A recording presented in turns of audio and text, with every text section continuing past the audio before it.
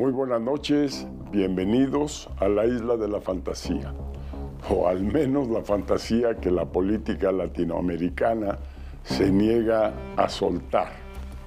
Hoy hablamos de Cuba, un país que alguna vez prometió ser el faro de la soberanía y hoy no puede encender un foco.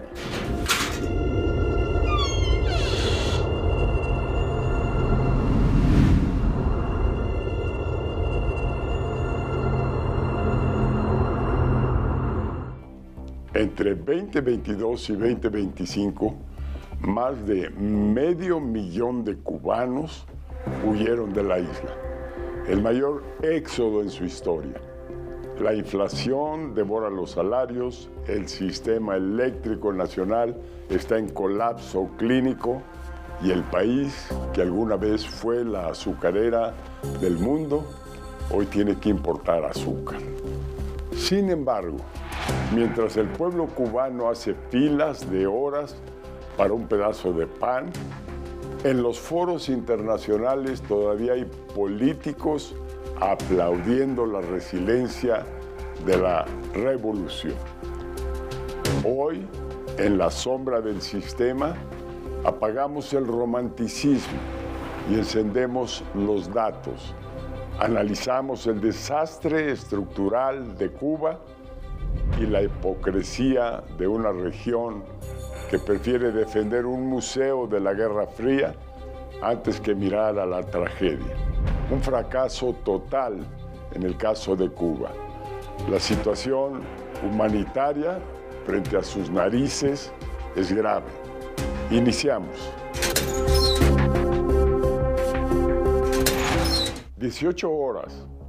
Ese es el tiempo promedio diario que provincias enteras en Cuba han pasado sin electricidad en los últimos meses.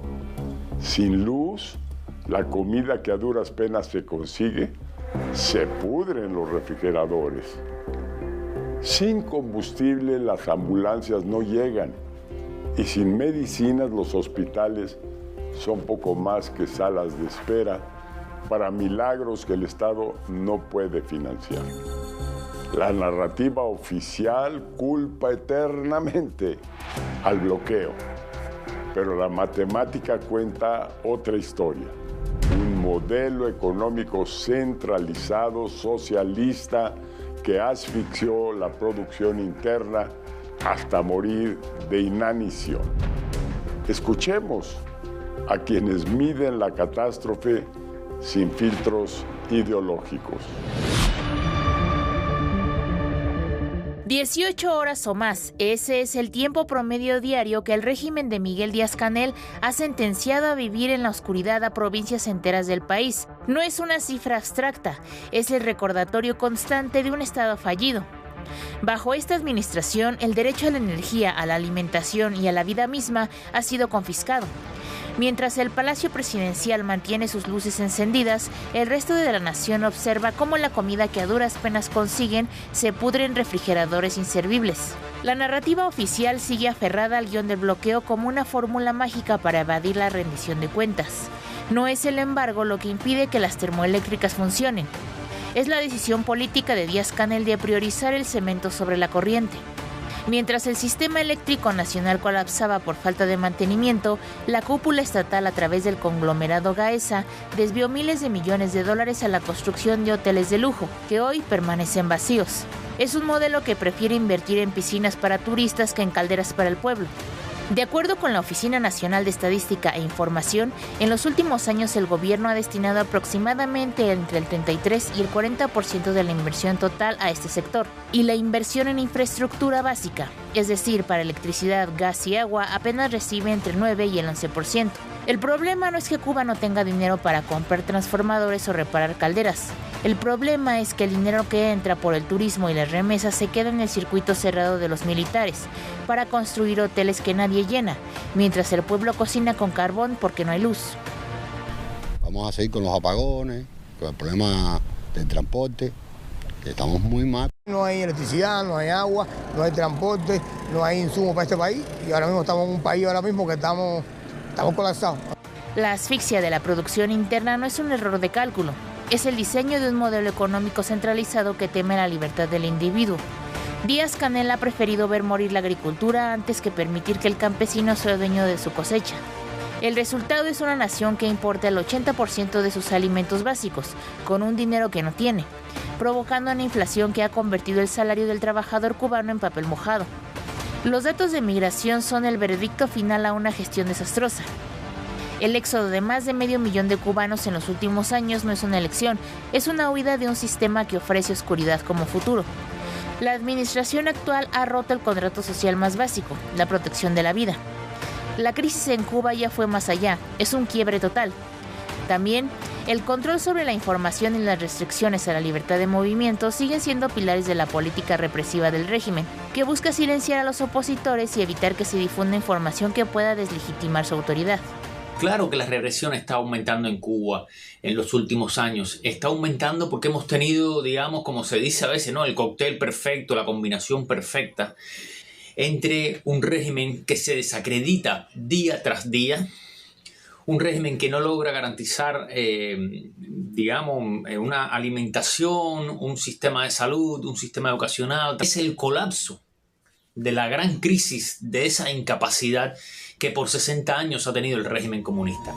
Este escenario de colapso se suma a la complicidad de una política exterior mexicana que ha decidido financiar la agonía del sistema cubano con recursos de los contribuyentes. Aunque hay otra cosa, la solidaridad termina donde empieza el negocio. Desde febrero, el gobierno mexicano envió 4 cargamentos a Cuba con más de 3.125 toneladas de víveres y medicamentos. El destino de estos apoyos ha sido cuestionado. Versiones señalan que la ayuda no siempre llega a quienes la necesitan. No ha llegado a la población nada de los productos de la supuesta ayuda humanitaria de la presidenta de México. Solamente se ven las imágenes de los barcos en la Bahía de La Habana, pero aquí no ha llegado nada. Todo está igual. Por otra parte, la presión de Estados Unidos, lejos de ser el muro infranqueable que la propaganda de Díaz-Canel describe, se ha convertido en el último refugio retórico de un liderazgo incompetente. La política de Washington es el síntoma de un conflicto histórico, pero la parálisis de Cuba es la enfermedad crónica de un sistema que prefiere la inmolación económica antes que ceder un ápice de control político. ¿Estaría usted dispuesto a dimitir con tal de salvar a Cuba, al pueblo de Cuba? Tú que eres una periodista importante, reconocida, ¿le has hecho esa pregunta a algún otro presidente? Si se lo pidiera los Estados Unidos. Porque es una de las condiciones que está imponiendo los Estados Unidos. Te explico, ¿tú le hubieras hecho esa pregunta a otro presidente en el mundo? ¿Es una pregunta tuya o es una pregunta del Departamento de Estado? Al final del día, cuando se apagan las luces y el silencio de las calles se vuelve ensordecedor, la verdad queda al desnudo. Cuba no está sufriendo una crisis temporal, está siendo víctima de una gestión que asfixió la producción hasta dejar al país en estado de inanición. El tiempo de las excusas terminó, la matemática de la catástrofe no admite más propaganda. Entramos al Consejo de Sombra para cuestionarnos por qué desde la izquierda latinoamericana se sufre una indignación selectiva tan escandalosa. Por eso doy la bienvenida a José Luis Tan Estrada, periodista y académico cubano, exiliado por el régimen cubano, especializado en la cobertura de noticias e información sobre Cuba, política, sociedad y derechos humanos. Empecemos con nuestra pregunta incómoda. Desde la izquierda son los primeros en rasgarse las vestiduras y exigir sanciones en foros de la OEA o la ONU cuando hay brutalidad policial en Colombia, Chile o Argentina. Pero cuando el régimen cubano encarcela a menores de edad por cantar una canción de rap o marchar pidiendo electricidad, de repente sufren de afasia diplomática, miran al techo y culpan al imperialismo yanqui. A ver, José Luis, ¿defienden a Cuba por convicción o porque es la mascota ideológica intocable de la región? Sí, no, primero saludarlo en nombre de muchos cubanos, presidente, y un placer estar por acá con usted. Realmente lo que existe con estos gobiernos de izquierda, no solamente de la región latinoamericana, sino también de Europa, es una complicidad ideológica en todos los sentidos. Reconocer públicamente, abiertamente, el fracaso de un sistema político como el cubano, que lleva más de 60 años un total fracaso, es también poner de manifiesto el fracaso de ese mismo sistema político que ellos han querido implementar en esos países, teniendo a Cuba como un faro en todo el continente y en todo el país. Sin embargo, la verdadera realidad está en el cubano día a día. Esos que defienden a Cuba desde la comodidad del capitalismo, que dicen criticar, que dicen cuestionar, que dicen batallar, ese antiimperialismo que se ha convertido en una consigna en estos movimientos de izquierda cómplices de dictaduras como la cubana, la más antigua del hemisferio, realmente no tocan el problema del cubano de a pie, ese cubano que tiene que levantarse todos los días después de haber pasado más de 25 hasta 72 horas de apagón sin corriente eléctrica, pensando en qué comer el día de mañana. Yo siempre digo que en Cuba ya no se vive, en Cuba se sobrevive. Pero ¿quiénes sobreviven? La cúpula, no la cúpula, sino ese cubano de a pie. En Cuba hay dos Cubas, la Cuba paralela, la Cuba de los dirigentes, de los dictadores, de la cúpula, que para nada tiene que ver con la Cuba de ese cubano de a pie que va a un hospital y se le muere el hijo, la hermana, la mamá, la abuela, porque simplemente no hay ni una simple dipirona para bajar la fiebre a un niño. Simplemente no hay ni corriente en los hospitales, los grupos de electrógeno no aguantan.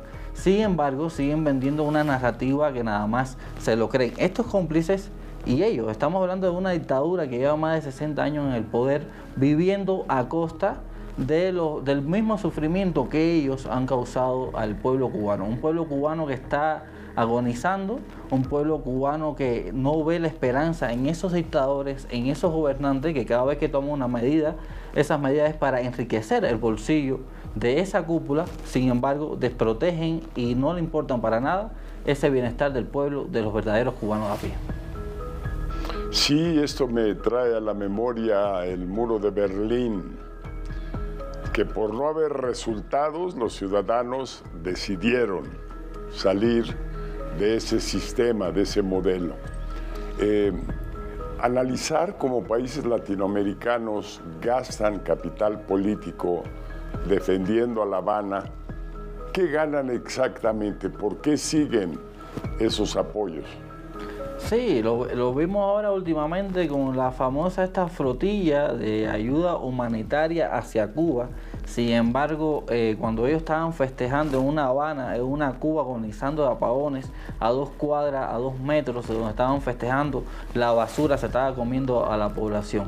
Utilizando un show mediático, un show político, que no es para beneficiar al pueblo cubano, sino para aprovechar la narrativa esta que tienen antiestadounidense, anti-Trump, que le está cerrando las puertas a todas las dictaduras, a todos los gobiernos de izquierda de todo el mundo, y se están viendo que esa narrativa poco a poco se le está cayendo, poco a poco se está derribando, y no le queda más nada que familiarizarse por un pueblo cubano que al final esas ayudas van para el bolsillo de la dictadura cubana. Ayuda que usan para reprimir más al pueblo, ayuda que usan para comprar más carros de policía. Sin embargo, en las provincias, en los municipios, en las zonas intrincadas de Cuba, ni tan siquiera hay un carro para trasladar a un enfermo, o si tan siquiera no hay ni ya un carro para trasladar a un fallecido. No hay transporte para darle un entierro digno a una persona que muere y que está muriendo por culpa de esa dictadura, por culpa de esa ineficiencia. Entonces le conviene más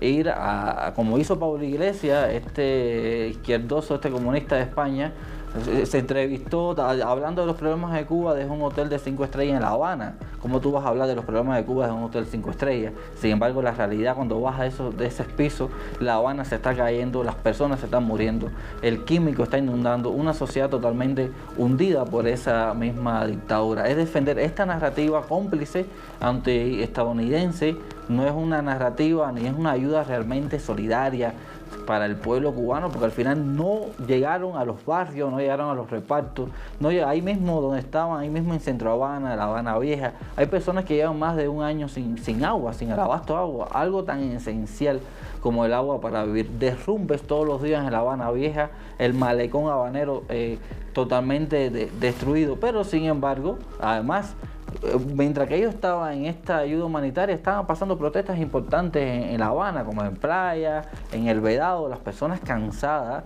que han perdido el miedo. Sin embargo, nunca mencionaron esto. ¿Qué mencionaron? La propaganda, entrevistarse con el dictador, es decir, encubriendo a un dictador, dándole voto a un dictador, preguntándole al dictador sobre la situación de Cuba. Sin embargo, ¿por qué no fueron a entrevistarse con el cubano que se levanta todos los días a sobrevivir en una Cuba hundida, totalmente apagada, no solamente por energética, sino en todos los sentidos?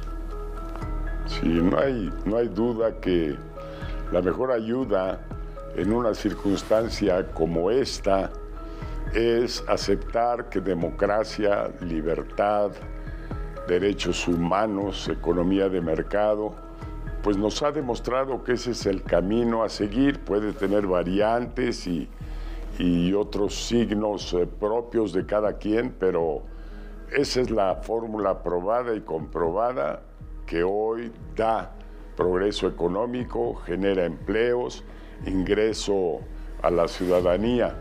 Te agradezco muchísimo tus palabras, creo que nos traen mucha luz sobre una situación problemática el día de hoy y que pues todos estamos con ese pueblo cubano que es tan querido, que tiene tan bella música, que pasa tan bellos momentos y que sin embargo se ha echado tantos años en este sacrificio. Muchísimas gracias por estar con nosotros. No, muchas gracias a usted, presidente, y de nuevo les reitero el saludo de todos los cubanos que nos sentimos libres. Gracias. En los últimos años, desde el histórico 11 de julio hasta las recientes protestas por los apagones, los cubanos han salido a gritar algo muy básico. Tenemos hambre y han gritado libertad. La respuesta del régimen, cortes de internet, leyes de ciberseguridad para encarcelar a quien grabe con su celular y penas de hasta 30 años de prisión por el delito de sedición. Salimos a las calles de la Ciudad de México donde a veces romantizamos revoluciones ajenas desde la comodidad de nuestro Wi-Fi para ver el reflejo en el espejo ciudadano. No me parecería nada justo. Pues ahí depende de cómo esté ahí la situación, pero sí yo trataría de reclamar eso, ¿verdad? De que no se tienen buenos servicios. No, por supuesto que no, porque pues simplemente exigiría como que pues, los servicios básicos, ¿no? Y es parte de nuestros derechos, creo. No, claro que no. No, yo creo que la gente que está sin agua y sin luz tiene que protestar 100%. Tenemos que hacer algo al respecto por nuestros derechos y por nuestro propio país. Para nada, es injusto. No, por supuesto que no. No, por supuesto que está súper mal. No, la verdad es que no. No, tampoco. Lo mismo, yo creo que tenemos que pelear por nuestros derechos, todos tenemos derecho a la salud, es importante pelear por eso, entonces pues no podemos dejarnos ni convertirnos en ningún otro ejemplo claro como está en otros países. No creo que sea exageración, yo conozco bien la situación, estuve casado con una cubana y créeme, la gente que dice, ay, Cuba, sí, porque tú vives aquí, que no vives allá, entonces es muy fácil opinar cuando tú no vives allá y no sabes lo que vivir con todas las carencias y que no puedes hablar y no puedes decir nada. La gente vive muy, muy mal en Cuba. Entonces, y los políticos que lo apoyan, pues porque apoyan al narco, negocios o algo así, pero pues, ellos lo apoyan, pero ellos no se van a vivir allá, ¿no? No, yo creo que sí remite a su gente. Sí remite a su gente, la verdad. No, sí creo que el gobierno cubano está muy limitado, conforme a reglas y demás de lo que pueden hacer y no pueden hacer. Siento que es como que un régimen muy pues demasiado socialista y muy limitado en cuanto a oportunidades. Abrimos el expediente prohibido, porque si en La Habana hay terquedad, en Washington hay revancha. Para entender este ajedrez macabro donde los peones son los ciudadanos cubanos, me acompaña Horacio Vives, quien es analista político internacional y sabe de esto, especialista en América Latina y es del ITAM. Vamos al grano.